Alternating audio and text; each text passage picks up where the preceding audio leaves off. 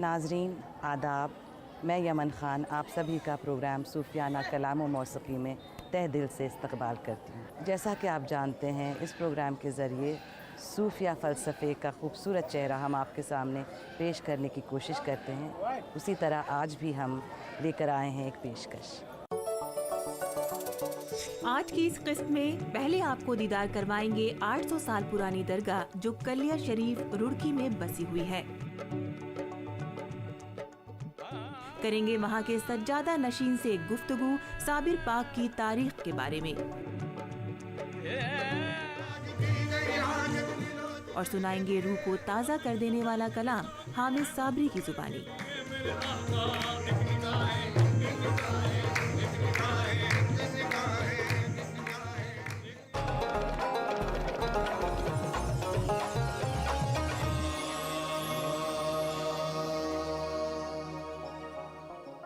हजरत साबिर कलियारी रहमतुल्लाह अलैह 592 हिजरी में अफगानिस्तान के शहर हिरात में पैदा हुए। आपके वालिद का नाम अब्दुल्ला था, जो बड़े परहेजगार और साहिब दिल बुजुर्ग थे। आपकी वालिदा हजरत बीबी हाजिरा हजरत फरीदुद्दीन मसूद गंजे शकर रहमतुल्लाह अलैह की सगी बहन थी, जो कि चिश्तिया सिलसिले के बड़े अहम बुजुर्ग हैं। हजरत साबिर कलियारी रहमतुल्लाह अलैह अपने वक्त के सबसे बड़े जलाली बुजुर्ग थे। आपके जलाल का आलम ये था कि गुस्से से जिस जानिब देख लेते वो चीज़ नजरे आतिश हो जाती। हजरत बाबा फरीद ने पहले आपको दिल्ली की खिलाफत दी, मगर वो मंजूर नहीं हुई। उसके बाद आपको कलिया शरीफ भेजा गया, जहां आपने इबादत व रियाजत से उसे आबाद किया। हजरत साबिर कलियारी रहमतुल्लाह अलैह का उर्स 13 रबीउल अव्वल को बड़ी धूमधाम से मनाया जाता है। सारी दुनिया से लोग आपकी मज़ार शरीफ पर ज़ियारत के लिए तशरीफ़ लाते हैं और समा की महफिलों से ये मकाम ज़िक्र खुदा के ज़रिए गूंजता रहता है। नाज़रीन, आज हमारे दरमियान हैं मोहिउद्दीन साबरी साहब, जो साबिर पाक के बारे में हम लोगों को कुछ अहम बातें बताएंगे। जी, हुजूर सरकार साबिर पाक की अल्लाह ताला ने एक निराली शान बनाई है। यूँ तो औलिया कराम अपने अपने दर्जे के मुताबिक अपने अपने मकाम पर फाइज हैं, लेकिन जो हुजूर सरकार साबिर पाक की जो सिफ़ात हुजूर के अंदर अल्लाह पाक ने रखी है, कुरान के मुताबिक, जैसा कि कहा है कि जिसको मैं अपना दोस्त बनाता हूँ वो सुभान अल्लाह उसका हाथ उसका मैं बन जाता हूँ, उसकी आँख बन जाता हूँ, उसकी ज़ुबान बन जाता हूँ, दिमाग उसका होता है लेकिन समझता मैं हूँ। तो हुजूर सरकार साबिर पाक की कुछ ऐसी ही शान बनाई है। आप अफ़गानिस्तान में हिरात एक जगह है, वहाँ पैदा हुए हैं। कमसिन उम्र में ही आपके वालिद माजिद अल्लाह को प्यारे हो गए। फिर उसके बाद आपकी वालदा माजिदा ने सोचा कि अब इनकी कफ़ालत के लिए, इनकी परवरिश के लिए अब मामू के अलावा कोई सहारा नहीं है। तो आप अपने भाई हज़रत बाबा फरीदुद्दीन गंजे शकर मसूद ज़ुहदुल अंबिया जिनका मकाम है लेकर आईं और फिर वहाँ उनके सुपुर्द कर दिया। और ये आपने अपने भाई से, बाबा साहब से ये गुजारिश की कि ये ना कुछ खाते हैं ना कुछ पीते हैं, आप इनका खाने का पीने का ध्यान रखें। तो आपने लंगर शरीफ में आपकी ड्यूटी लगा दी और ये फरमाया कि आप लंगर शरीफ के तकसीम करने के वक्त आप बाहर आएंगे हुजरे से, उसके बाद फिर अपना काम करेंगे। बस आप ऐसा ही करते और करते करते करीब 12 साल गुजर गए। 12 साल के बाद आप शादी की उम्र के लायक हो गए। तो वालदा माजिदा भी आ गई, तशरीफ़ ले आई, कहा कि मेरे बच्चे को बुलाओ। अब उनको बुलाया गया तो देख कर के वो खुद खौफ खा गई और उन्होंने इरशाद किया अपने भाई से कि आपने ये क्या हाल बना दी, ये तो मेरा बच्चा नहीं हो सकता, ये तो बिल्कुल तमाम पसीनियाँ इसकी दिख रही हैं, तो क्या आपने इनको खाना नहीं खिलाया? इन्होंने कहा कि मैंने तो इनको लंगर में ड्यूटी लगा दी थी। तो जब पूछा गया तो बाबा साहब को ये जवाब दिया साबिर पाक ने कि आपने मुझे बांटने के लिए, तकसीम करने के लिए कहा था, खाने के लिए नहीं कहा था। तो साबिर का नाम लक़ब वहाँ से हुआ जहाँ आपने लंगर नहीं खाया और तकसीम किया। फिर आपको सरकार साबिर पाक को कलिया शरीफ की विलायत बख्श दी गई। तो ये थे हमारे साथ मोइनुद्दीन साहब। अब लेते हैं छोटा सा ब्रेक, कहीं जाइएगा मत। वक्फे के बाद हामिद साबरी सुनाएंगे आपको एक रूह को ताज़ा कर देने वाला कलाम।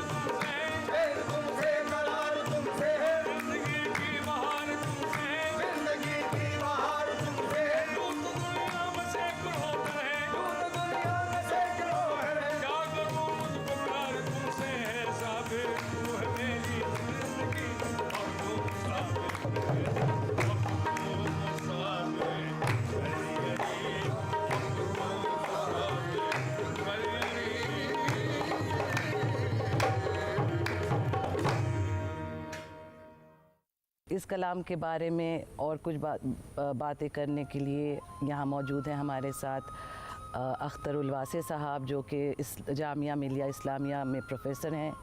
चलिए आइए उनसे कुछ अहम बातें कर लें। प्रोफ़ेसर साहब, ये कलाम आपको कैसा लगा? ये बहुत शानदार कलाम है और मैं मुबारकबाद देता हूँ क्या मैं हमें सावरी साहब को कि उन्होंने न सिर्फ ये कि जो कंपोजिंग है वो बहुत शानदार है और सिर्फ लफ्ज़ों ही का नहीं है, बल्कि आपकी मौजूदगी में उन्होंने राग यमन कल्याण में इसको पेश किया, इसकी बंदिश को, इसकी अपनी खूबसूरत है, उसका अपना हुस्न है ख़ुद ब खुद। और असल बात जो है वो ये कि हर मनक़बत जो है और वो असल में अक़ीदत का पैकर होती है और उसके जिस तरह इजहार अक़ीदत इसमें किया गया है हज़रत मखदूम साबिर कलियरी से और अपनी निस्बत बताई गई है। हमें नहीं भूलना चाहिए कि तसव्वुफ़ हो या इंसानी रिश्ते, इन सब में सबसे बड़ी अहमियत जो है वो निस्बत की होती है और आप निस्बत के ज़रिए ही अक़ीदत जो है उसका इजहार कर सकते हैं। तो असल ये निस्बत जो है अपने आप को हज़रत मखदूम अलाउद्दीन साबिर कलियरी से जोड़ना जो है और उनसे अपना रिश्ता कायम करना जो है, ये एक बहुत बड़ी सआदत है जिसका इजहार इस बंदिश के अंदर हमें मिला देखने को। और उन्होंने जिस तरह उसको रेंडरिंग उसकी है, जिस तरह पेशकश है उसकी, वो गैर मामूली तौर पर उसके अंदर हमें अक़ीदत के का सहर जो है वो नज़र आता है। और याद रखिए कि जब आप किसी एक सूफ़ी से निस्बत का इजहार करते हैं तो एक तरह से आप उन तमाम निस्बतों से अपने को जोड़ते चले जाते हैं जिससे कि वो सूफ़ी ख़ुद जुड़ा हुआ होता है। यानी हज़रत मखदूम अलाउद्दीन साबिर कलियरी से की निस्बत जो है उससे अपना रिश्ता कायम करना जो है वो बाबा फ़रीदुद्दीन गंज शकर और बाबा फ़रीदुद्दीन गंज शकर से हज़रत ख्वाजा क़ुतबुद्दीन बख्तियार काकी और हज़रत ख्वाजा क़ुतबुद्दीन बख्तियारी काकी से वो रिश्ता जो है वो हज़रत ख्वाजा गरीब नवाज़ हज़रत मोइनुद्दीन चिश्ती अलैहि रहमत तक जा पहुँचता है और उससे आगे चलता चला जाता है। तो इस तरह से हमें इसको देखना चाहिए। नाजरीन, अब यहाँ लेते हैं एक छोटा सा ब्रेक, फिर हाजिर होएंगे, बस ज़रा सी देर में, कहीं जाइएगा मत। निस्बत करिए हज़रत साबिर पिया कलियरी से एक कलाम के ज़रिए बस एक छोटे से वक्फे के बाद।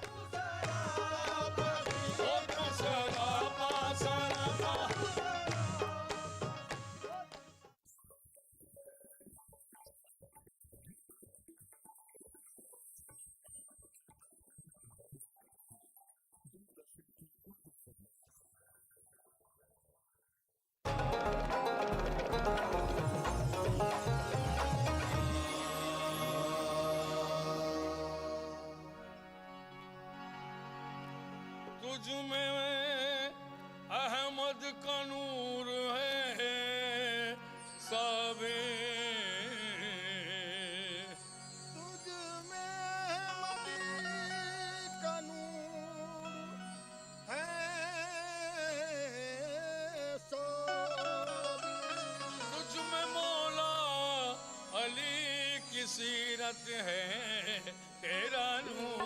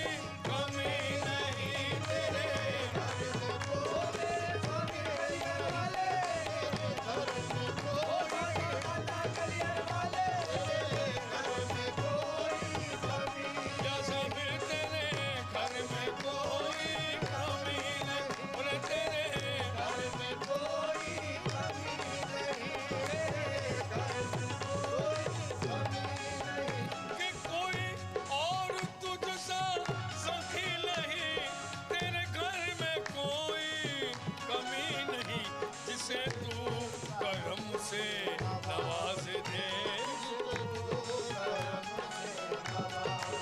ओ करे खोलू उसकी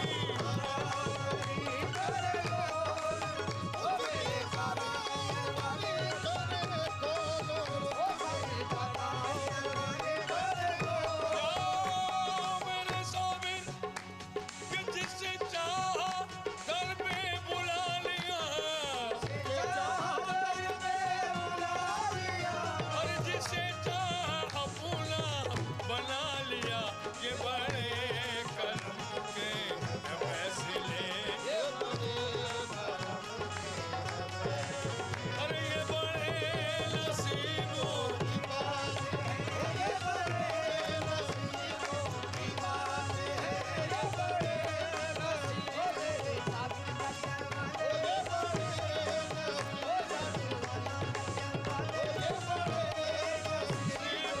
की बात है तेरा नूर नूर मोहम्मद